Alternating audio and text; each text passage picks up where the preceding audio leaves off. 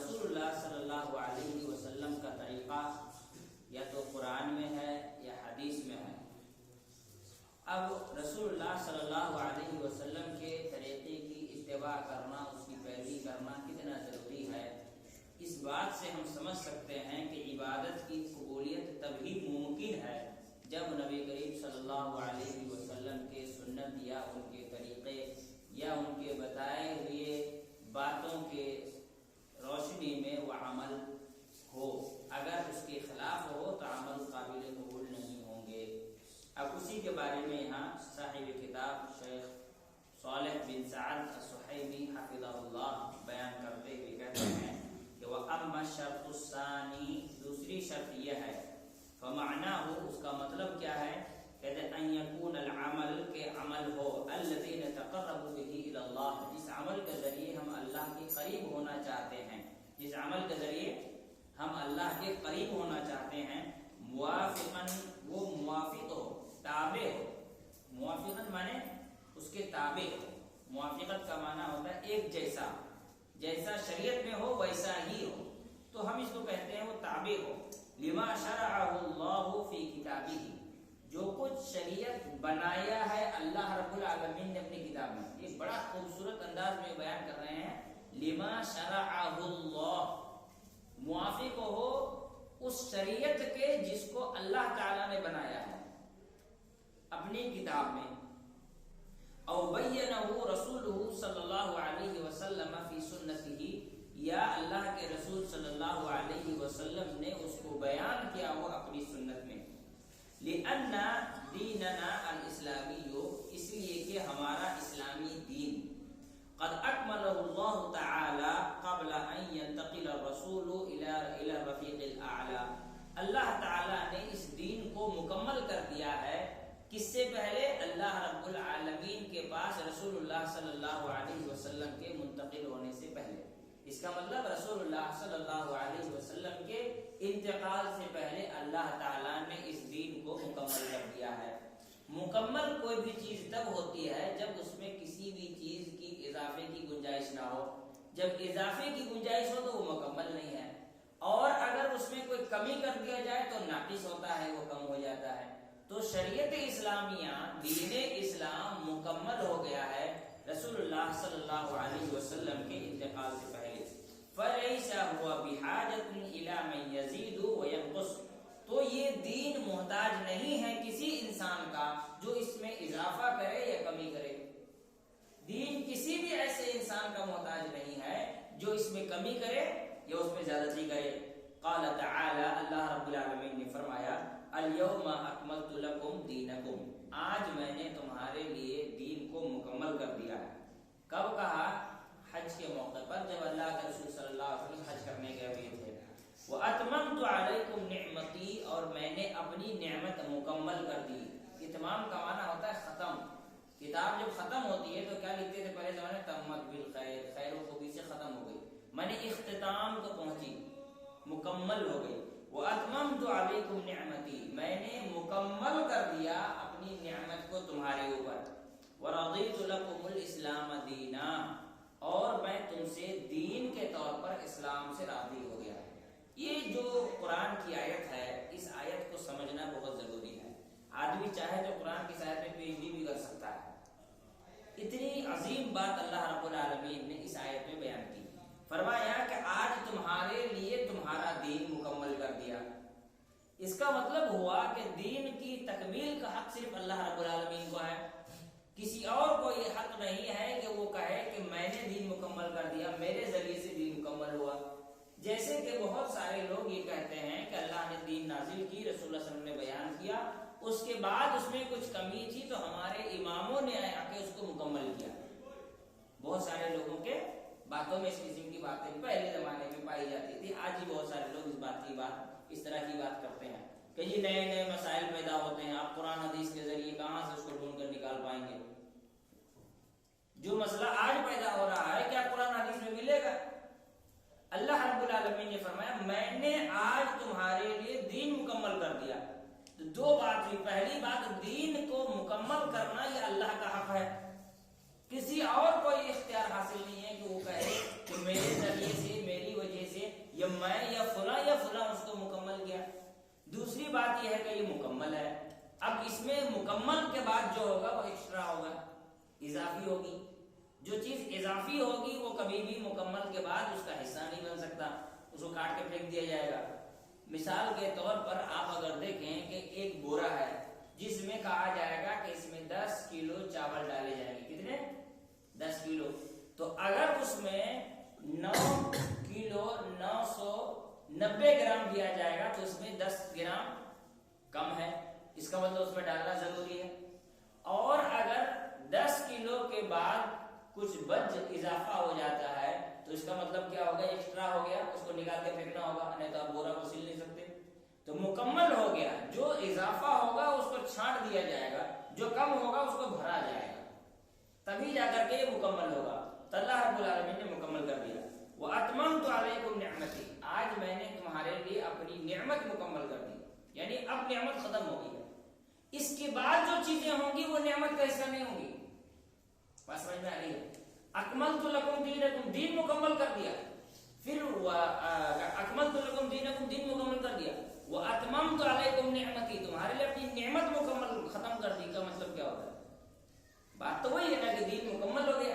پھر کہہ رہا ہے کہ میں نے اپنی نعمت مکمل کر دی ہے. نعمت مطلب اسلام مکمل ہو گیا. تو ایک بات کو ڈبل بولنے کی کیا ضرورت ہے؟ اللہ رب العالمین نے کتنے خوبصورت انداز میں بیان کیا. پہلے کہا دین مکمل کر دیا، پھر کہا کہ نعمت ختم کر دی. اتمام کا معنی ختم ہوتا ہے. جیسے تراویح پڑھتے ہیں ہم لوگ، جب کیا کہتے ہیں؟ قل اعوذ برب الناس ملک الناس الہ الناس من شر الوسواس الخناس الذی یوسوس فی صدور الناس من الجنۃ والناس، کہہ دیتا ہے. جیسے ہی امام کا من الجنۃ والناس سمجھ میں آ جاتا ہے کہ اب قرآن ختم ہو گیا. اس کے بعد اگر کوئی کچھ پڑھ لے گا تو وہ قرآن کا حصہ نہیں. اس کے بعد کوئی چیز قرآن کا حصہ نہیں ہے. اگر پڑھے گا تو پھر پچھلا پڑھے گا، یا تو پھر اس کے علاوہ جو بھی ہوگا وہ قرآن کا حصہ نہیں ہوگا. تو معلوم یہ ہوا کہ مکمل اور ایک ہوتا ہے اتمام. اللہ نے کہا وَأَتْمَمْتُ عَلَيْكُمْ نِعْمَتِي، آج میں نے تمہارے لیے اپنی نعمت کو ختم کر دیا.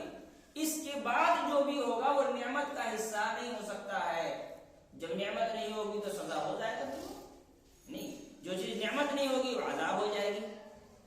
تو اللہ تعالیٰ نے کتنے خوبصورت انداز سے بیان کیا کہ وَأَتْمَمْتُ عَلَيْكُمْ نِعْمَتِي وَرَضِيتُ لَكُمُ الْإِسْلَامَ دِينًا، اور اسی مکمل نعمت اور کیا کہتے ہیں پورے بھرپور نعمتوں سے بھرپور مکمل دین سے اللہ رب العالمین راضی ہے.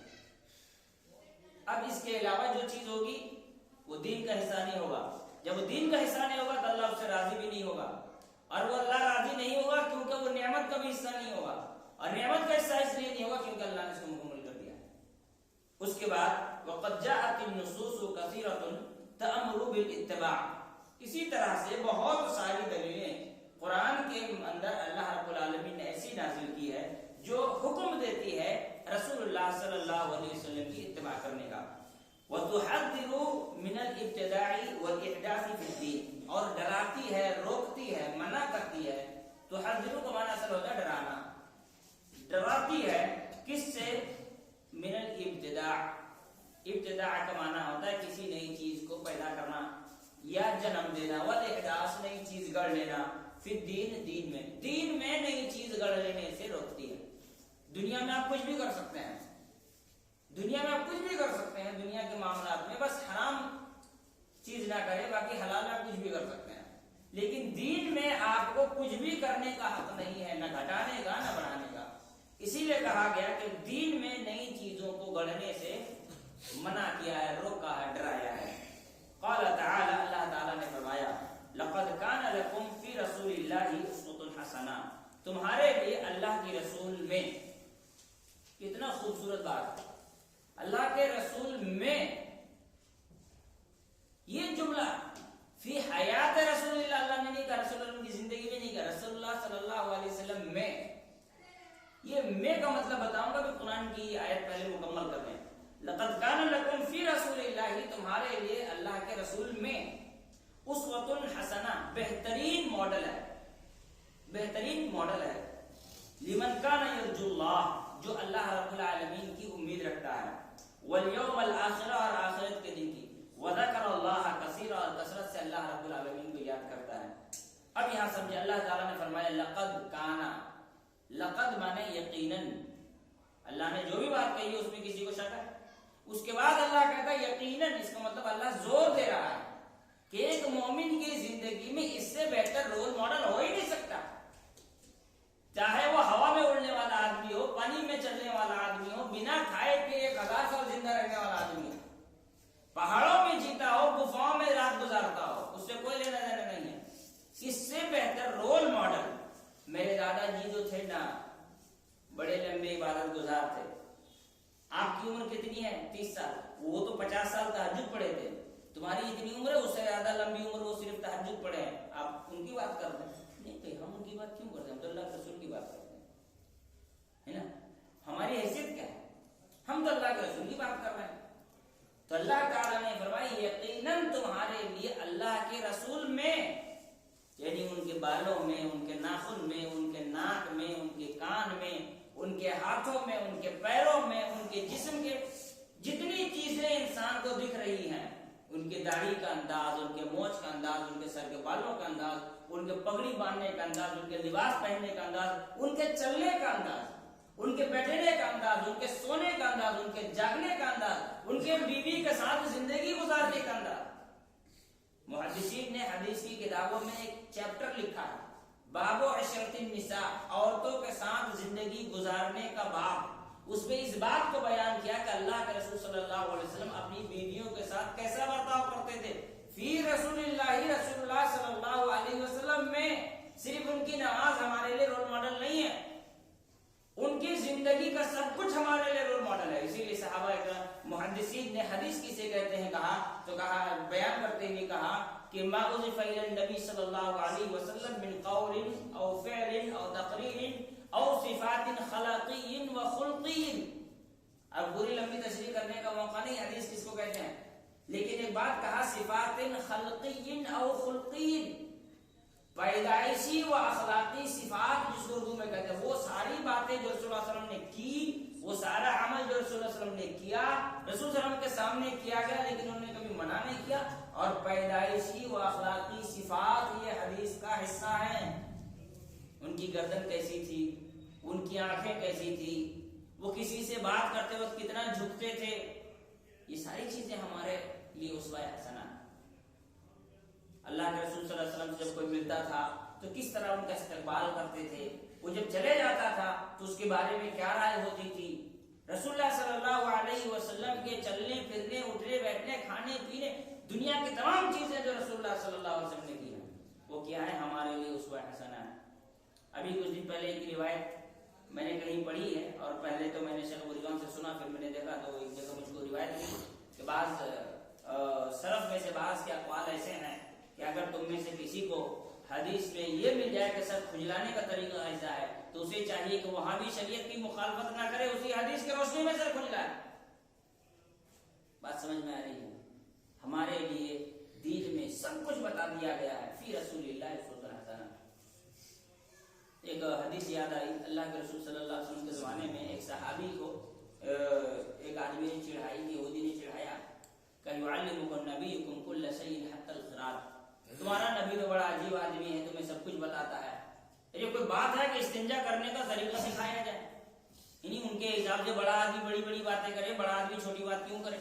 जैसे हमारे यहाँ पर होता है ना, बड़ा आदमी बड़ी बड़ी बात करेगा, बड़ा आदमी छोटी बात थोड़ी करेगा। आइंस्टीन 2 और 2 4 थोड़ी बताएगा, वो तो दुनिया का कुछ और बताएगा। 2 और 2 4 पिरामिड के टीचर बताते हैं, प्रोफेसर नहीं बताते हैं। तो उसके हिसाब से था कि उसने मजाक उड़ाया कि तुम्हारा नबी है, नबी का दावा कर रहा है, इतना अजीम इंसान बनने की बात कर रहा है, और बता रहा है इस्तिंजा करने का तरीका क्या है। तो सहाबी ने इस बात को उलट दिया और क्या कहा, अजल फख्र की बात है, घमंड की बात है, वाकई हमारे नबी ऐसे हैं जिसने हमें युअल्लिमुना कुल्ल शैइन, हर चीज की तालीम दी है। यहाँ तक के तुम्हें ये मालूम है इस्तिंजा का तरीका बताया, मैं और तुमको बताता हूँ। हमें इस्तिंजा का तरीका ये सिखलाया कि अल्लाह नस्तंजे बिअक़ल मिन सलासति अहजारिन, कि हम 3 ढेले से कम से इस्तिंजा ही ना करें। यानी ढेला तो ढेला, उसकी तादाद भी बता दी, अगर पानी ना मिले तो 3 ढेला इस्तेमाल करो। और हमें ये भी बता दिया कि हड्डी से और गोबर से इस्तिंजा मत किया करो, ये भी हमें सिखाया है इतनी बारीकी के साथ। इसीलिए कहा अगर फी रसूलिल्लाह, रसूलुल्लाह सल्लल्लाहु अलैहि वसल्लम की बीमारी भी हमारे लिए उसको اس کے بعد آگے کیا کہا گیا؟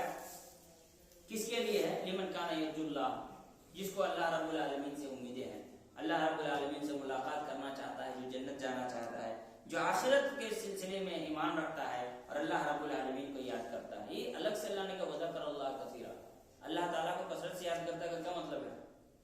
ایک تو وہ انسان ہے جو دنیا میں گمراہ ہے، جو دین کو چھوڑ کر کے دنیا کی زندگی گزار رہا ہے، اس کے لیے اللہ کے رسول صلی اللہ علیہ وسلم اسوہ حسنہ ہے۔ اسے چاہیے کہ نبی کے طریقے کو دیکھ کر کے دنیا جینا سیکھے اور آخرت کو بھی بنانا سیکھے۔ اور وہیں پر وذکر اللہ کثیرا، جو کثرت سے اللہ کو یاد کرتا ہے اس کے لیے بھی اللہ کے رسول اسوہ حسنہ ہے۔ کہیں ایسا تو نہیں یاد کرنے میں اتنا آگے نکل گیا ہے کہ اللہ کے نبی کے طور طریقے کو چھوڑ کر اپنے انداز میں اللہ کو یاد کرنا شروع کر دیا ہے۔ امام المتقین بھی وہی ہے، امام المہتدین بھی وہی ہے، اور بیٹوں میں بھی سب سے بہترین بیٹے اپنے والدہ کے بارے میں اور لوگوں کو بیٹا کیسے ہونا چاہیے سکھانے کے بارے میں، اور باپ بھی سب سے بہتر وہی ہے، شوہر بھی سب سے بہتر وہی ہے، تاجر بھی سب سے بہتر وہی ہے، مجاہد بھی سب سے بہتر وہی ہے۔ اللہ کے رسول صلی اللہ علیہ وسلم کے بارے میں اللہ نے فرمایا وقال تعالی، اللہ تعالیٰ نے دوسری جگہ فرمایا وما آتاکم الرسول فخذوه وما نهاکم عنه فانتهوا۔ اللہ تعالیٰ نے فرمایا وما آتاکم الرسول، تمہیں رسول جو کچھ دے دے لے لو، وما نهاکم عنه فانتهوا، جس سے روک دے اس سے رک جاؤ۔ ایک اس حدیث کی تشریح میں ایک حدیث بیان ہے، اس آیت کی تشریح میں ایک حدیث بیان کرنا چاہتا ہوں۔ اللہ کے رسول صلی اللہ علیہ وسلم نے فرمایا اذا اتیتکم بامر فآتوہم بما استطعتم۔ اس سے پہلے جملہ ہے کہ اذا نہیتکم عن شیء فانتهوا، جب تم میں سے کسی کو میں کسی چیز سے روک دوں تو اس سے رک جایا کرو، اور جب کسی چیز کا حکم دوں تو طاقت بھر اس پر عمل کرو۔ اس کو سمجھنے کی ضرورت ہے، ہمارے سماج میں اس چیز کو جاننے کی ضرورت ہے۔ جب کسی چیز سے روکا جائے تو ٹوٹلی رکنے کا حکم ہے، وہاں پر یہ نہیں کہا گیا کہ طاقت بھر رکو، نہیں، جہاں روکا جائے وہاں مکمل رکو، اور جہاں حکم دیا جائے وہاں طاقت بھر عمل کرو۔ بات سمجھ میں آ رہی ہے؟ اس کا مطلب یہ ہے کہ جتنا ہو سکے اتنا نیکی کرو، لیکن گناہ سے مکمل طور پر پرہیز کرو، بلکہ جتنا ہو سکے اتنا گناہ سے بچو۔ یہ جملہ غلط ہے۔ حدیث یہ کہتی ہے، اللہ کے رسول صلی اللہ علیہ وسلم نے یہ بیان کیا کہ جب تمہیں کسی چیز سے روک دوں تو مکمل رکو، اور جس چیز کا عمل کرنے کا حکم دوں اس میں جتنی طاقت ہو اتنا عمل کرو۔ اور یہ بھی انسان کو یاد رکھنا چاہیے کہ اللہ تعالیٰ نے دین اسلام میں کوئی ایسی چیز واجب نہیں کی جو انسان کی طاقت سے باہر ہو۔ آدمی کہے گا کہ بیماری کا حالت میں نماز مشکل ہوتا ہے، لیٹے لیٹے آدمی کو نماز پڑھنے کا جب اجازت ہے تو اس سے آگے بڑھ کر انسان کچھ نہیں کر سکتا۔ اس کے بعد اللہ رب العالمین نے یہاں بتایا کہ نبی جو دے وہ لے لو، جس سے روک دیں اس سے رک جاؤ۔ اس کا مطلب یہ ہے جو دیں وہ دین کا حصہ ہے، اور جس سے روک دیں وہ عذاب الہی کا ذریعہ ہے۔ جسے دینا ہے، جو کچھ دے رہے ہیں اسے اپنانا ہے، اسی طریقے پر عبادت کرنی ہے، اور جن چیزوں سے روک دے اس سے مکمل طور پر بچ جانا ہے۔ بھلے وہ یہ تصور نہ کرے چلو نماز روزہ چھوڑیے، کھانے پینے کی چیز تو ہے، کوئی دقت کی بات نہیں ہے، ایسا انسان کو نہیں سوچنا چاہیے، اس زندگی کے ہر حصے میں ہونا چاہیے۔ وقال تعالی، اسی طرح دوسری ایک آیت اور نقل کی گئی، قل ان کنتم تحبون اللہ فاتبعونی یحببکم اللہ، اگر تم اللہ سے محبت کرتے ہو تو تم میری اتباع کرو، اللہ تم سے محبت کرے گا۔ یعنی نبی کے طریقے پر چلنے والے کا سب سے اہم اور سب سے عظیم ترین فائدہ یہ ہے کہ اس کو اللہ کی محبت مل جائے گی، اور جس کو اللہ کی محبت مل جائے اس کو کسی چیز کی کمی ہوگی؟ اللہ تعالیٰ کی محبت۔ ایک حدیث ہے، اللہ کے رسول صلی اللہ علیہ وسلم نے فرمایا جب اللہ تعالیٰ کسی سے محبت کرتا ہے تو جبرائیل علیہ السلام کو بتاتا ہے کہ فلاں انسان سے میں محبت کرتا ہوں، تو جبرائیل علیہ السلام اس انسان سے محبت کرنے لگتے ہیں۔ پھر جبرائیل علیہ السلام تمام فرشتوں کو بتاتے ہیں کہ اللہ رب العالمین فلاں بندے سے محبت کرتا ہے، تو سارے کے سارے فرشتے اس سے محبت کرنے لگتے ہیں، یہاں تک کہ اللہ کے رسول صلی اللہ علیہ وسلم نے فرمایا پھر دنیا کے لوگوں کے دلوں میں اس کے لیے محبت پیدا کر دی جاتی ہے۔ انسان اگر لوگوں کی نظروں میں اچھا بننا چاہتا ہے تو سب سے پہلے اس کو اللہ کی محبت حاصل کرنی ہوگی۔ اللہ کی محبت حاصل کرنے کے لیے نبی کی اتباع ضروری ہے۔ قل، آپ کہہ دیجئے، ان کنتم تحبون اللہ، اگر تم اللہ سے محبت کے دعوے میں سچے ہو تو اس دعوے کی دلیل پیش کرو۔ اس دعوے کی دلیل کیا ہے؟ فاتبعونی، میری اتباع کرو، یحببکم اللہ، اللہ تعالیٰ تم سے محبت کرے گا، ویغفر لکم ذنوبکم، اور اللہ رب العالمین تمہارے گناہوں کو معاف کر دے گا۔ پہلا فائدہ اللہ کی محبت، دوسرا فائدہ گناہوں کی مغفرت۔ اس کا الٹا کر لیں، جو نبی کی اتباع نہ کرے، جو نبی کے طریقے پر نہ چلے، جس کی عبادتیں نبی کے طریقے پر نہ ہو اس آدمی کا کیا حال ہوگا؟ اللہ کی محبت بھی چھین جائے گی، گناہ معاف ہوں گے نہیں، الٹا بڑھ جائے گا۔ ہمارے یہاں پر انسان عام طور پر اپنی مرضی سے عبادت کرنے کا عادی ہے۔ ایک مولانا صاحب ہم سے ملے، کہا کہ آپ کے اہل حدیث مسجدوں میں جاتے ہیں تو وہ زور دے دے کر نبی اور نبی نبی بھائی، نبی سے محبت تو ہر آدمی کرتا ہے۔ ہمارے ایک جماعت ہے وہ اس طرح کرتے ہیں، اب بریلویوں کو یہاں جاؤ تو وہ لوگ نبی کی عظمت اور نبی سے محبت کو تقریر کرتے ہیں۔ کون دنیا میں ایسا مسلمان ہے جو نبی سے محبت نہیں کرتا؟ سب تو اللہ کے نبی سے محبت کرتے ہیں۔ اور اہل حدیث کا یہاں جاؤ تو ہر کسی کو گھسیٹے رہتے ہیں کہ روزہ میں اس طرح سے روزہ رکھو، یہ نبی کا طریقہ ہے، نماز یہ ہے، یہ نبی کا طریقہ ہے۔ بھائی کوئی فیدن کرتا ہے کر دے دو، نہیں کرتا ہے نہیں کرنے دو، اس کا معاملہ ہے، ٹھیک ہے، اس کو جیسے سمجھ میں آ رہا ہے کرنے دو۔ آپ دنیا کو بتائیے نبی کے کھانے کے آداب کیا ہے، نبی کے چلنے کے آداب کیا ہے، نبی کے سونے کے آداب کیا ہے۔ میں نے کہا نبی کے کھانے کا آداب کو آپ کو جاننا ضروری ہے، نبی کی عبادت کا آداب آپ کو جاننے کی ضرورت نہیں ہے۔ آپ کو یہ جاننا ضروری ہے کہ نبی کے جوتا پہننے کا طریقہ کیا تھا، لیکن یہ جاننے کا ضرورت نہیں ہے آپ کو کہ نبی کی عبادت کرنے کا طریقہ کیا تھا، نماز کا طریقہ کیا تھا، روزے کا طریقہ کیا تھا۔ کچھ تو عقل رکھو یار، ایسی کوئی بات کرتا ہے؟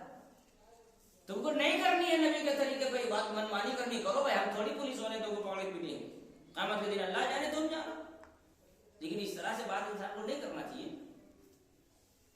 کہتے وَمِنَ السُّنَّةِ أَحَادِيثٌ كَثِيرَةٌ مِنْهَا، کہتے ہیں حدیث میں رسول اللہ صلی اللہ علیہ وسلم کے طریقے پر عبادت کرنے کے سلسلے میں بہت ساری حدیثیں ہیں، منہا اس میں سے چند یہ ہیں۔ قول رسول اللہ صلی اللہ علیہ وسلم، اللہ کے رسول صلی اللہ علیہ وسلم نے فرمایا علیکم بسنتی وسنت الخلفاء الراشدین المہدیین من بعدی عضوا علیہا بالنواجذ وإیاکم ومحدثات الامور فإن كل محدثة بدعة وكل بدعة ضلالة وكل ضلالة في النار۔ اللہ کے رسول صلی اللہ علیہ وسلم نے فرمایا، یہ حدیث بڑی زبردست حدیث، اس کو بہت زیادہ انسان کو سمجھنے کی ضرورت ہے۔ ہمارے یہاں اہل حدیثوں میں بھی کچھ لوگ گمراہی کے شکار ہو رہے ہیں حدیثوں کو نہ سمجھنے کی وجہ سے۔ میں ابھی وہ مسئلہ بتاؤں گا کہاں پر جا کر اٹکتے ہیں لوگ۔ کہتے ہیں علیکم بسنتی، اللہ کے رسول صلی اللہ علیہ وسلم نے فرمایا کہ لازم پکڑو تم میری سنتوں کو، علیکم تم پر واجب ہے، نبی کا طریقہ نبی کی سنت تم پر واجب ہے، وسنت الخلفاء الراشدین المہدیین من بعدی، میرے بعد ہدایت یافتہ خلفاء کی اتباع کرنی تم پر واجب ہے۔ عضوا علیہا بالنواجذ، اس کو تم دانت سے دبا کر پکڑو۔ انسان دانت سے دبا کر پکڑنے کی بات کیوں کی جا رہی ہے؟ کیونکہ انسان سب سے زیادہ طاقت تبھی لگاتا ہے جب دانت سے کسی چیز کو پکڑتا ہے۔ کوئی چیز دانت میں لگا کر آدمی کھینچتا ہے تو پھٹ جاتا ہے، لیکن دانت سے نکلتا نہیں ہے، اسی لیے کہا اس کو دانت سے دبا کر۔ نواجذ یہ جبڑے کو دانت کو کہا جاتا ہے، آخر کی جو 3 دانت ہوتے ہیں اس کا نواجذ کہا جاتا ہے۔ وَإِيَّاكُمْ وَمُحْدَثَاتِ الْأُمُورِ، اور بچو تم نئی چیزوں کو جنم دینے سے، فإن كل محدثة بدعة، کیونکہ ہر نئی چیز بدعت ہے، وكل بدعة ضلالة، ہر بدعت گمراہی ہے، اور ہر گمراہی کیا ہے؟ جہنم تک لے جاتی ہے۔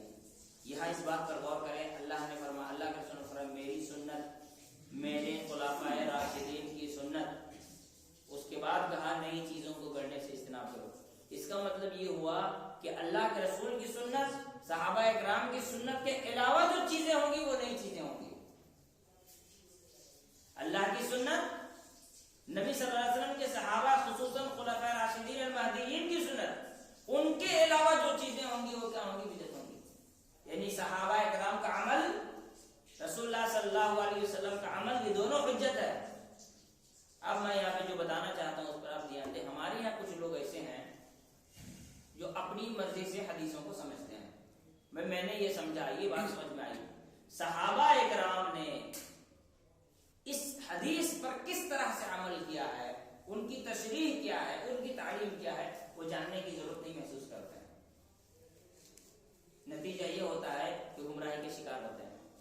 بہت سارے اہل حدیث تراویح نہیں پڑھتے، اپنے آپ کو اہل حدیث کہنے والے بہت سارے تراویح نہیں پڑھتے۔ کیا کہتے ہیں؟ رسول اللہ صلی اللہ علیہ وسلم نے 3 دن پڑھی ہے، اس کے علاوہ پڑھنا کیا ہے؟ بدعت ہے۔ اس کے علاوہ پڑھنا کیا ہے؟ بدعت ہے۔ تو کہا کہ حضرت عمر رضی اللہ تعالیٰ عنہ عمل کیا، حضرت عمر رضی اللہ عنہ عمل کیا، رسول اللہ نے تو نہیں کیا نا۔ اب اس کو سمجھاتے رہیے، وہ اپنی دلیل ٹھپتا رہے گا، ماننے کو تیار نہیں ہوگا۔ اس کو یہ حدیث سنائیے کہ اللہ تعالیٰ نے کہا میری سنت اور خلفاء راشدین جو ہیں ان کی سنت۔ خلفاء راشدین میں नहीं भी तो खुलाफा प्लूरल वर्ड है, प्लूरल के लिए अरबी में 3 आते हैं, अगर 2 को भी प्लूरल पकड़ेंगे तो भी हजरत उमर सेकंड है, तो भी हजरत उमर सेकंड है। अगर 2 का भी प्लूरल पकड़ेंगे तो भी हजरत उमर सेकंड है ना। तो हजरत उमर रज़ियल्लाहु अन्हु खुलाफा राशिदीन में से हैं। हजरत उमर का अमल कभी बिदअत नहीं हो सकता, क्योंकि अल्लाह के रसूल सल्लल्लाहु अलैहि वसल्लम ने फरमाया मेरी सुन्नत, मेरे खुलाफा राशिदीन की सुन्नत पर अमल करो, और फिर कहा कि नई चीजों से इज्तनाब करो, नई चीजों को जन्म मत दो। यानी नबी की सुन्नत, सहाबा कराम के अमाल के अलावा जो होंगी वो चीजें बिदअत होंगी। नबी का अमल, सहाबा कराम खुसूसन खुलाफा राशिदीन का अमल, ये कभी भी बिदअत नहीं कहलाएंगे। इस हदीस की रोशनी में जो आदमी ये कहता है कि 3 दिन से ज्यादा तरावी नहीं पढ़नी चाहिए, और इसी हदीस की रोशनी में ये बात समझ में आनी चाहिए कि नबी सल्लल्लाहु अलैहि वसल्लम ने फरमाया मेरी सुन्नत में सहाबा की सुन्नत का मतलब हुआ कि मैं जब इस दुनिया से चला जाऊं तो मेरे दीन पर मेरे सहाबा कैसे अमल कर रहे हैं उनकी तालीमात तुम्हारे लिए जरूरी है, क्योंकि तुमने मुझे अमल करते नहीं देखा, मेरे सहाबा किराम ने देखा है। अब तुमको मुझ तक जोड़ने वाली चीज क्या है? मेरे सहाबा किराम का अमल है। इसलिए अल्लाह के रसूल नबी थे, उनके साथ बहुत सारी ऐसी चीजें होती थी जो हमारे साथ नहीं है। जैसा कि अल्लाह के रसूल सल्लल्लाहु अलैहि वसल्लम ने एक दफा सहाबा किराम को सौमे विसाल से मना किया, मतलब कंटिन्यू रोजा रखना बिना इफ्तार किए हुए।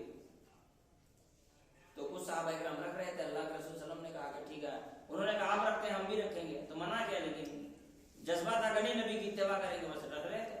अल्लाह के रसूल सल्लल्लाहु अलैहि वसल्लम भी रोजा रखना शुरू कर दिए। कई दिन रोजा रखने के बाद सहाबा किराम की हिम्मत टूट गई, रसूल सल्लल्लाहु अलैहि वसल्लम कंटिन्यू रोजा रखे जा रहे हैं। तो अल्लाह के रसूल सल्लल्लाहु अलैहि वसल्लम ने कहा कि देखो मेरी बराबरी से परहेज करो, क्योंकि इन्नी उसकी व उतइम, गलबन हदीस के ये अल्फाज हैं कि अल्लाह ताला मुझको गैब से खिला देता है, पिला देता है, यानी बिना खाए भी मेरे बदन में कमजोरी नहीं होती, ये अल्लाह की तरफ से है। ये सहाबा किराम के साथ नहीं था। इसीलिए नबी सल्लल्लाहु अलैहि वसल्लम की हदीस पर हम अमल कैसे करें? हम कहते कि भाई नबी के साथ ऐसा तो हम कैसे कर सकते हैं? तो अल्लाह ताला कहेगा मेरे नबी के सहाबा के साथ तो नहीं था ना, उन्होंने किया ना, तुम भी कर सकते हो। नबी सल्लल्लाहु अलैहि वसल्लम ने जन्नत देखा था, जहन्नम देखा था, मेराज पर गए थे, अल्लाह ताला से बात की थी। तो नबी सल्लल्लाहु अलैहि वसल्लम के साथ जो चीजें थी वो सहाबा किराम के साथ थी। वो न मेराज पर गए थे, न जन्नत देखे थे, न जहन्नम देखे थे, न अल्लाह से उनकी बात हुई थी, लेकिन उसके बावजूद वो अल्लाह के नबी सल्लल्लाहु अलैहि वसल्लम के दीन पर अमल कर सके। इसका मतलब हर आम इंसान उस पर अमल कर सकता है। अब यहाँ पे एक चीज और समझ लीजिए, अल्लाह के रसूल सल्लल्लाहु अलैहि वसल्लम ने फरमाया कि मैं जब सोता हूँ तो मेरी आंखें सोती है, मेरा दिल नहीं सोता है। ये हर इंसान के साथ नहीं है। हज़रत आयशा रज़ियल्लाहु ताला अन्हा ने एक मतलब देखा रसूल सल्लल्लाहु अलैहि वसल्लम वुजू बनाए, 4 रकात नमाज पढ़े, फिर सो गए, फिर जाके फिर नमाज पढ़े, वुजू ही नहीं बनाया। जबकि शरीयत ये कहती है कि आदमी अगर सो जाए तो उसको वुजू बनाना वाजिब है, वुजू टूट जाता है सोने से। तो 4 रकात पढ़े, फिर सो गए, फिर जाके फिर रसूल ने वितर पढ़ी। तो हज़रत आयशा रज़ियल्लाहु ताला अन्हा ने पूछा अल्लाह के रसूल सल्लल्लाहु अलैहि वसल्लम आप सो के जागे तो आपने वुजू नहीं बनाया? तो कहा आयशा इन्ना आइनी यतनामु वला यनामु क़ल्बी, आयशा मेरा दिल जागते रहता है भले मेरी आंखें सो जाए। तो ये अल्लाह के रसूल के साथ खास है, सहाबा किराम के साथ नहीं है। इसीलिए सहाबी हमारे लिए वो कड़ी है जो हमको नबी तक जोड़ेगी, नबी से जोड़ेगी। हर वो अमल जो नबी ने किया लेकिन सहाबी ने नहीं किया, समझ जाना है कि नबी के साथ खास है। बात समझ में आ रही है? इसीलिए अल्लाह के रसूल सल्लल्लाहु अलैहि वसल्लम ने कहा मेरी सुन्नत मेरे सहाबा किराम की सुन्नत। आमतौर पर जब लोग क्या कहते हैं खुद से 2-4 लाइन पढ़ लेते हैं तो सहाबा किराम से आगे निकल जाते हैं। वो कहते हैं वो सहाबी ने समझा हम भी समझ, सहाबी भी उम्मती हम भी उम्मती, अल्लाह के बंदे सहाबी उम्मती है, लेकिन अल्लाह ताला ने उनको हमारे लिए हुज्जत बना दिया है, दूसरे लोग हमारे लिए हुज्जत नहीं है। तो फिर उसके बाद अल्लाह के इसके अलावा एक और हदीस है, अल्लाह के रसूल ने फरमाया तराक्सु फीकुम अमरैन लन तज़िल्लु मा तमस्सकतुम बिहिमा किताबुल्लाहि व सुन्नती, मैं तुम्हारे दरमियान 2 चीजें छोड़कर जा रहा हूँ, लन तज़िल्लु बअदी मा तमस्सकतुम बिहिमा, जब तक तुम उनको मजबूती से पकड़े रहोगे कभी भी गुमराह नहीं होगे। मेरे बाद गुमराह नहीं होगे जब तक तुम उसको मजबूती से पकड़े रहोगे। एक किताब अल्लाह व सुन्नती, एक अल्लाह की किताब और मेरी सुन्नत। बड़ी जबरदस्त बात। गुमराही का इलाज, वो बहुत सारे वो क्या कहते हैं वो चूरन बेचने वाले आते हैं ना, 1000 बीमारी का इलाज उसी चूरन से बताते हैं। पेट भी साफ होगा, आंख भी ठीक होगा, सर का दर्द भी ठीक होगा, ब्लड भी ठीक होगा, खुजली भी ठीक होगी, खांसी बताते हैं ना। तो हर बीमारी का इलाज क्या होता है? वो एक चूरन होता है। اللہ تعالیٰ نے ایسا کوئی چورن بنایا ہے کہ نہیں معلوم، لیکن رسول اللہ صلی اللہ علیہ وسلم نے بتا دیا کہ یہ 2 دوا ہے، جو ان دونوں کو لازم پکڑے گا اس کی ہر بیماری کا علاج ہے۔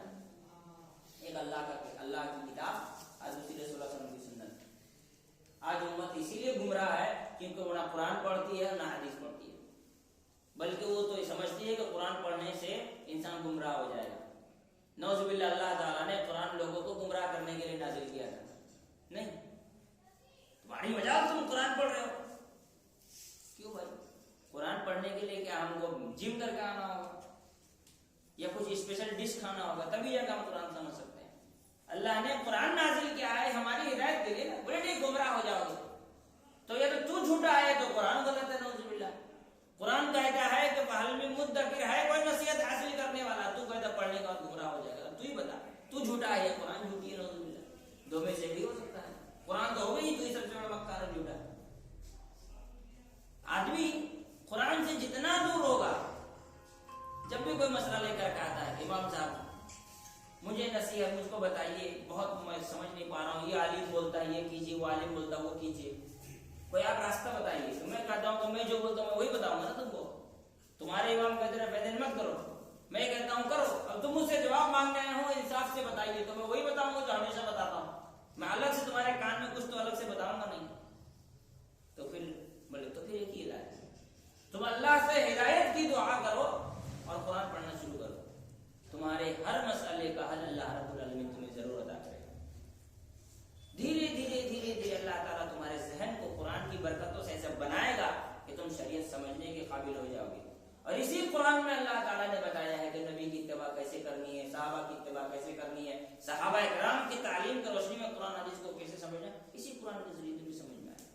تو قرآن اللہ نے فرمایا اللہ کی رسول نے اللہ کی کتاب اور نبی صلی اللہ علیہ وسلم کی سنت۔ وقال، ایک حدیث میں یہ ہے کہ من احدث فی امرنا ھذا ما لیس منہ فہو رد، جو ہمارے اس معاملے میں، مطلب دین کے معاملے میں کوئی نئی چیز گڑتا ہے، ما لیس منہ، جو اس میں سے نہیں ہے، یعنی جو ہم نے بتایا اس میں سے نہیں ہے۔ یہ بڑا زبردست کیا ہے، فی امرنا ھذا ما لیس منہ، ہمارے اس معاملے میں کوئی ایسی چیز گڑتا ہے جو اس میں سے نہیں ہے نا۔ اس کا مطلب کیا ہوا کہ اس کے سلسلے میں اسی سے ہمیں لینا ہے، ہم کو دین کے سلسلے میں دین سے ہی لینا ہے، الگ سے نہیں لینا۔ فہو رد، تو رد ہو جائے گا، یعنی وہ اللہ کے قابل قبول نہیں ہے۔ تو پھر یہ تو بیوقوفی ہوئی، انسان ڈھیر ساری عبادت کر لیا اور وہ قبول بھی نہیں ہوئی، تو وہ تو وہی لوگ ہوں گے جو قیامت کے دن خوب عبادت کر کے اللہ کے سامنے تھکے ہارے آئیں گے، عبادت کر کے تھک گئے ہوں گے، لیکن ان کی تھکاوٹ ان کے لیے عذاب بن جائے گی۔ کیوں؟ اس لیے کہ نبی کے طریقے پر انہوں نے عبادت نہیں کی۔ اللہ تعالیٰ نے ایسے ہی لوگوں کے بارے میں کہا ہے، قیامت کے دن ایسے لوگ آئیں گے جو تھک کر عبادت سے تھک گئے ہوں گے، قرآن میں اس کا بھی ذکر موجود ہے۔ اسی طرح اللہ کے رسول صلی اللہ علیہ وسلم نے بڑی زبردست حدیث ہے، اللہ نے فرمایا ما بعث اللہ من نبی الا کان حقا علیہ ان يدل امته على خیر ما يعلمه لهم وينذرهم شر ما يعلمه لهم۔ اللہ کے رسول صلی اللہ علیہ وسلم نے فرمایا کہ اللہ تعالیٰ نے کوئی بھی نبی ایسا نہیں بھیجا ہے مگر ان کے لیے ضروری تھا کہ وہ اپنی امت کو ہر وہ چیز جسے اچھا سمجھے ضرور بتائیں اور ہر وہ چیز جسے برا سمجھے اس سے ضرور روک دیں۔ بعض جب میں نے یہ حدیث تلاش کرنے کی کوشش کی تو تھوڑے الگ الفاظ کے ساتھ یہ حدیث مجھ کو صحیح مسلم میں ملی ہے، ان الفاظ کے ساتھ نہیں ملی، تھوڑے الگ الفاظ کے ساتھ ملی ہے کہ اللہ کے رسول صلی اللہ علیہ وسلم، لیکن معنی یہی ہے کہ اللہ تعالیٰ نے جتنے بھی نبی بھیجا ہے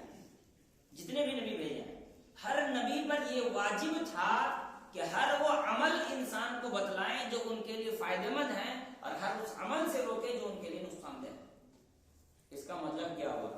کوئی آدمی اگر یہ تصور کرتا ہے کہ نبی نے جو چیز نہیں بتائی وہ بھی ہمارے لیے مفید ہے، تو اس کا مطلب جو واجب تھا وہ نبی کر کے نہیں گئے، خیانت کر گئے۔ کیا اللہ تعالیٰ نے فرمایا کہ نبی پر یہ واجب تھا کہ ہر وہ عمل جو ان کے لیے مفید ہو وہ بتا کر کے جائے۔ آج ہمیں کوئی ایک ایسا عمل ایسا لگتا ہے کہ یہ مفید ہے، اچھا ہے، لیکن نبی نہیں بتایا، تو نعوذ باللہ ہم یہ ثابت کر رہے ہیں کہ ہمارا ایمان نبی پر یہ ہے کہ نعوذ باللہ نبی صلی اللہ علیہ وسلم خیانت کر کے صحیح بات مکمل طور پر بتا کے نہیں گئے۔ بات سمجھ میں آ رہی نا؟ بدعت پر عمل کرنا اسی لیے ایسے ہی اتنا نقصان دہ نہیں ہے۔ اللہ کے رسول صلی اللہ علیہ وسلم نے جو بدعا کی ہے کہ اللہ کی لعنت ہو اس انسان پر، من آوا محدثا، جو کسی بدعتی کو پناہ دیتا ہو، ایسے نہیں کہا، کیونکہ وہ نبی کے سچائی پر، ان کی ایمانداری پر ڈاکہ ڈالتا ہے، شک کرتا ہے، اور نبی کی سچائی ایمانداری پر شک کرنا کسی بھی صورت میں کسی بھی مومن کو اسلام کے دائرے میں رکھ نہیں سکتی، اس کو باہر ہی نکل دے گی۔ اللہ کے رسول نے کیا فرمایا؟ اللہ نے، اس حدیث میں ہے کہ اللہ نے مجھ سے پہلے جتنے بھی نبیوں کو بھیجا ان تمام نبیوں پر یہ واجب تھا کہ ہر وہ عمل جو اچھا ہو بتا دیں، ہر وہ عمل جو نقصان دے اس کو اس سے روک دیں، تو ہر وہ عمل۔ ابھی وہ ایک حدیث اس کتاب میں نہیں ہے لیکن بتا دیتا ہوں، اس کے بعد کیا کہتے ہیں بہت ساری چیزیں ہیں جو میں انشاءاللہ بعد میں بتاؤں گا، ترجمہ کر کے بعد میں یہاں پہ جو بتایا گیا ہے۔ تو ابھی یہ میں بتا رہا ہوں کہ اللہ کے رسول صلی اللہ علیہ وسلم ہر وہ چیز جو مفید ہے وہ بتا گئے، ہر وہ چیز جو نقصان دہ ہے اس سے روک کر گئے۔ اس کا مطلب کیا ہوتا ہے؟ اللہ تعالیٰ نے قرآن مجید میں کہا کہ کسی مسئلے میں جھگڑا ہو جائے تم فردو الی اللہ ورسول، اللہ اس کے رسول کی طرف لوٹاؤ۔ اگر ہم یہ تصور کریں کہ اس مسئلے کا حل رفع دین کرنا چاہیے کہ نہیں کرنا چاہیے، اس کا حل قرآن سے حدیث سے نہیں نکال سکتے ہیں، یہ پیر سے مانگنا چاہیے کہ نہیں مانگنا چاہیے، اس کا ہم حل قرآن حدیث سے نہیں نکال سکتے ہیں، تو ایسی صورت میں وہ یہ کہنا چاہتا ہے عملی طور پر یا ایمانی طور پر کہ اللہ تعالیٰ نے انسان سے مذاق کیا، کیونکہ اللہ نے کہا کہ جھگڑے کا حل قرآن سے اور حدیث سے نکالو، اللہ اس کے رسول کی طرف تعلیم سے نکالو، اور وہ کہتا ہے قرآن حدیث میں بات ڈھونڈ کر نہیں ملے گی۔ قیامت کی صبح تک کوئی مسئلہ ایسا نہیں پیدا ہوگا جس کی تار نبی صلی اللہ علیہ وسلم کی تعلیم سے جا کر نہ ملتی ہو اور وہاں سے وہ مسئلہ حل نہ ہوتا۔ یہ ہماری کمزوری ہے کہ ہم وہاں تک نہ پہنچ سکیں، یہ ہماری کمزوری کم علمی ہے کہ ہم وہاں تک نہ پہنچ سکیں۔ بعض علماء کرام نے یہاں تک بات کہی ہے کہ اسلاف میں ایسے ایسے ائمہ ایسے ایسے علماء گزرے ہیں کہ ان کی کتابوں میں کوئی ایسا مسئلہ دنیا میں نہیں ہے جو ان کی کتابوں میں نہ مل سکے، جیسے شیخ الاسلام امام ابن تیمیہ رحمۃ اللہ علیہ کی کتاب جو مجموعۃ الفتاوی تقریباً 36 یا 37 جلدوں میں ہے، کہتے ہیں کہ دنیا کا ہر مسئلہ آپ ڈھونڈیے کچھ نہ کچھ اس کتاب میں آپ کو مل ہی جائے گا قرآن حدیث کی روشنی میں۔ ابھی کچھ دن پہلے ایک جگہ پڑھ رہا تھا کہ جس نے بلوغ المرام کی شرح سبل السلام پڑھ لی تو اس کی زندگی میں جتنے سوال آئیں گے ہر سوال کا جواب اس کو اس کتاب سے مل جائے گا، بلوغ المرام کی شرح۔ اب آپ سوچئے کہ ائمہ نے ایسی ایسی کتابیں قرآن حدیث کی تشریح میں صحابہ کرام کی تعلیمات کی روشنی میں لکھی ہے کہ زندگی کا ہر مسئلہ حل ہو سکتا ہے، شرط یہ ہے کہ ہم ایمانداری سے سچائی سے اس کو تلاش کرنے کی کوشش کریں۔ تو اللہ کے رسول صلی اللہ علیہ وسلم نے فرمایا کہ کوئی بھی عمل انسان کا جو اس کے لیے مفید ہے اللہ کے رسول نے نہ بتایا ہو ایسا نہیں ہو سکتا ہے، اور کوئی بھی عمل جو اس کے لیے نقصان دہ ہے رسول صلی اللہ علیہ وسلم نے اسے نہ ڈرایا ہو نہ روکا ہو، یہ ایسا نہیں ہو سکتا ہے۔ یہی وجہ ہے کہ صحابہ کرام رضی اللہ تعالیٰ عنہ رضوان اللہ علیہ اجمعین ایسے لوگوں پر بھڑک جاتے تھے جو نبی صلی اللہ علیہ وسلم کی تعلیمات کے خلاف عمل کیا کرتے تھے۔ چنانچہ یہاں آگے کہتے ہیں فقد دلت هذه النصوص ما جاء في معناها على وجوب تجرید المتابعة لرسول اللہ صلی اللہ علیہ وسلم انه لا قبول لعمل بدون ذلك مهما كان ذلك العمل۔ کہتے ہیں کہ یہ نصوص یعنی قرآن، نصوص کا مطلب قرآن کی آیت اور حدیث، نصوص مانے دلیل، یہ دلیلیں یہ واضح کر دیتی ہیں کہ جو کچھ بھی انسان عمل کرتا ہے اگر اسے نبی صلی اللہ علیہ وسلم کی اتباع کے ساتھ ہو، خلق خالص اتباع کے ساتھ ہو، تجرید المتابعہ، تجرید کا معنی ہوتا ہے خالی کر دینا، اتباع کے لیے خالی کر دینا، یعنی ہر وہ عمل جس میں انسان جس کے ذریعے اللہ کے قریب ہونا چاہتا ہے اس کو نبی صلی اللہ علیہ وسلم کی اتباع کے لیے خالی کر دینا ہے، اس میں کسی کی ملاوٹ نہ ہو۔ کیا ہے کہ انہ لا قبول لعمل، کوئی بھی عمل قبول نہیں ہوگا بدون ذالک، اس کے علاوہ، کس کے؟ خلوص اور نبی کے طریقے کے علاوہ، مہما کانا ذالک من العمل، چاہے وہ کچھ بھی عمل کیوں نہ ہو، مہما کانا ذالک العمل، چاہے وہ کچھ بھی عمل کیوں نہ ہو، کیسا بھی عمل کیا ہو، کتنا سارا بھی عمل کیوں نہ ہو۔ آدمی اگر ساری زندگی 80 سال کی زندگی میں سمجھے 20 سال سے تہجد پڑھنا شروع کیا اور مرنے سے پہلے تک وہ تہجد پڑھتا رہا ہو اور تہجد پڑھتے ہی مر گیا، سجدے کی حالت میں اس کی موت کیوں نہ آ گئی ہو، اگر نبی کے طریقے کے مطابق نہیں تھا تو ایک کو کیا کہتے ہیں نیکی اس کو نہیں ملنے والی ہے۔ ساری زندگی عبادت کر کے نبی کے طریقے میں ہو تو عمل قبول نہیں ہوگی۔ وقد احدث كثير من المسلمين امورا ظنوها من الدين وهي ليست من الدين، بہت سارے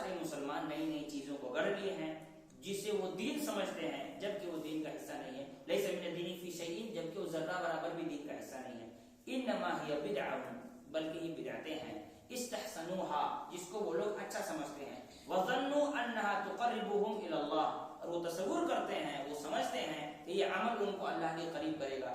تارکین هذه النصوص وراء ظهورهم، ان نصوص کو یعنی قرآن کی آیتوں کو اور ان حدیثوں کو اپنے پیٹھ کے پیچھے پھینک دیتے ہیں، یعنی ان کو اگنور کر دیتے ہیں. وراء ظهورهم کا مطلب یہ سمجھیں ان کو اگنور کر دیتے ہیں.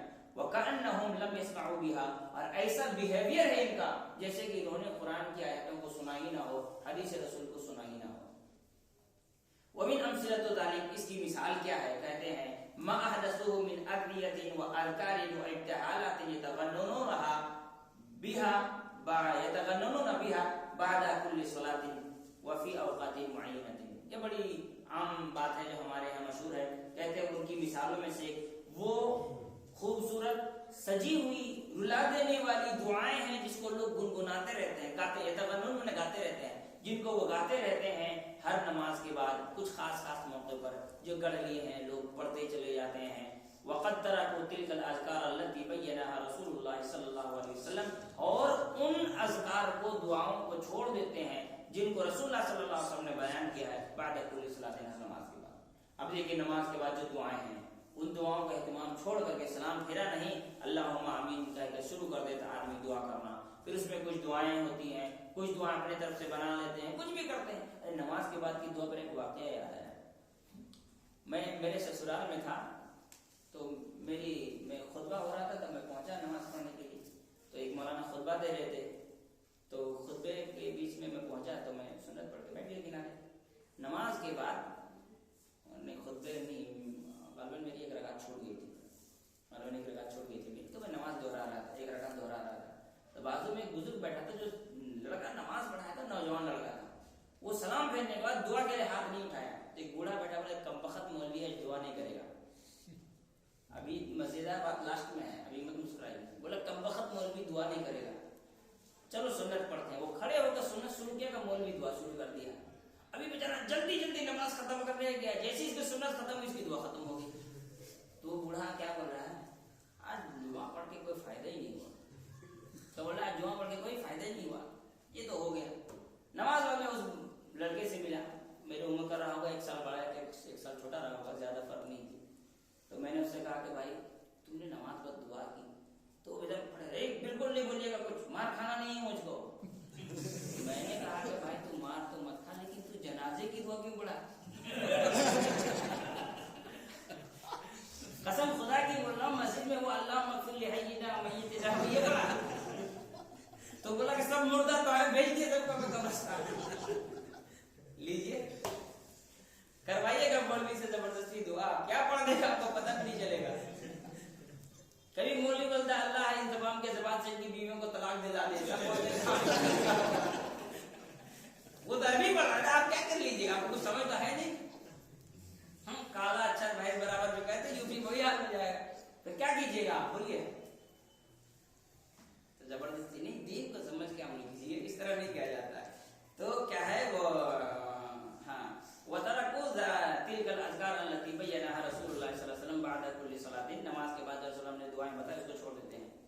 بل انه علم امته اذکارا لجميع الاوقات. پھر یہاں کہتے ہیں کہ بلکہ اللہ کے رسول صلی اللہ علیہ وسلم نے انسان کو سکھایا ہر وقت کی دعائیں. کوئی بھی وقت اٹھا کر دیکھ لیجیے اس وقت کی دعا حدیث میں موجود ہے، قرآن میں موجود ہے. شادی سے پہلے سے لے کر میت کے دفنانے تک ہر چیز کی دعائیں موجود ہیں. اب سوچیے جس نبی نے بیوی سے جمع کرنے کی دعا بتا دی ہو وہ کچھ باقی رکھے گا؟ ٹھیک ہے. فعلم المسلم ما يقوله عند خروجه من بيته وعند رجوعه اليه. فعلم المسلم، تو رسول اللہ صلی اللہ علیہ وسلم نے سکھایا ہے کہ مسلمان کیا کہے گا گھر سے نکلتے وقت اور گھر میں داخل ہوتے وقت. وما يقوله عند النوم، سوتے وقت کیا کہے گا. وما يقوله عند الاستيقاظ من النوم، اور سونے کے بعد جب جاگے گا تو جاگتے وقت کیا کہے گا. یعنی آدمی بے ہوش رہے گا یا سوتا رہے گا تب کیا کہے، اتنا چھوڑ دیے، تب انسان خود سے بڑبڑا لے گا، دقت نہیں ہے. لیکن جب ہوش میں رہے گا یا جاگا رہے گا تو پھر وہ نبی کی تعلیمات کی روشنی میں اس کو دعائیں مل جائیں گی. وقال صلی اللہ علیہ وسلم، اور رسول اللہ نے فرمایا انی لاستغفر اللہ واتوب الیہ فی الیوم اکثر من